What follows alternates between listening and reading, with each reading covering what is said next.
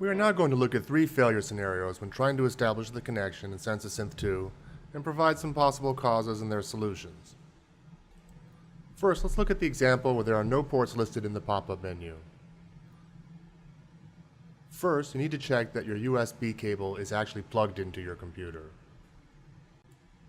If you open the SS03 software before attaching the USB adapter, it will not show up in the Open Serial Port pop-up list.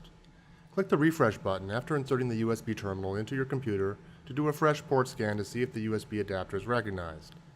If that does not work, try closing and restarting the software with the USB adapter attached.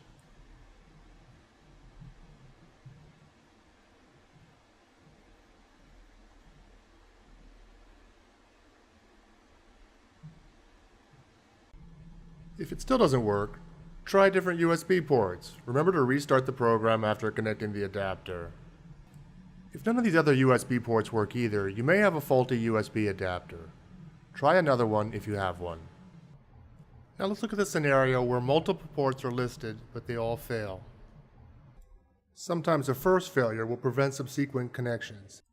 I know in this case that COM7 is the correct port, but failed because 1 and 2 were selected first. To get more definitive information about what COM port your USB adapter has been assigned, open the Device Manager in the Control panel. It is usually found in the Hardware and Sound section. You can also type Device Manager into the Start menu search field. Open the tab for Ports and note the COM port assigned to the USB adapter. Then restart SS03.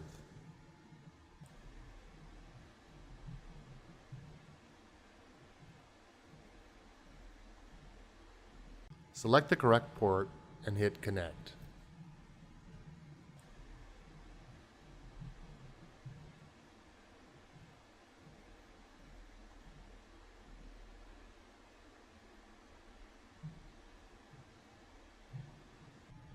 If you are pretty sure you are seeing and selecting the correct port in the pop-up menu but the connection still fails, the problem is probably in the panel, not in the software or USB adapter. First, check the Device Manager as outlined in the previous section to confirm that you are selecting the right COM port in the pop-up menu.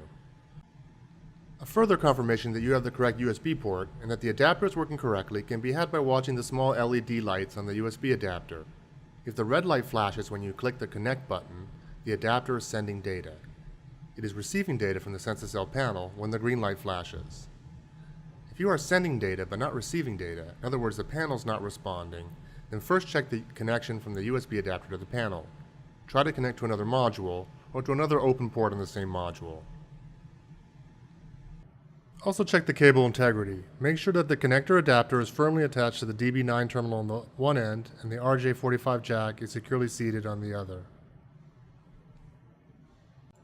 If none of that seems to be the problem, we need to take a closer look at your actual SensorCell panel.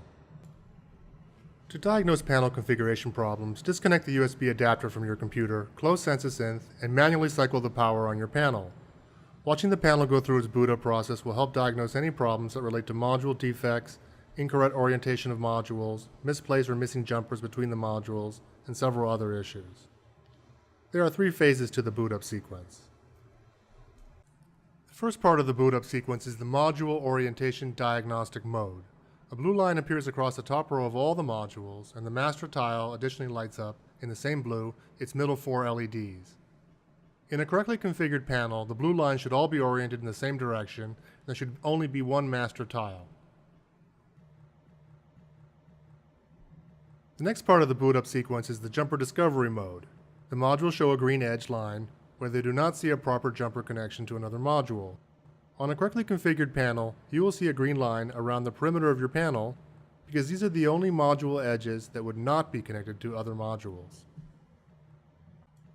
The third and last mode is the Auto Addressing Mode, where each module displays its address by lighting up certain LEDs in a specific sequence. The important thing to watch here is simply that the panel gets through this mode and then displays the first preset.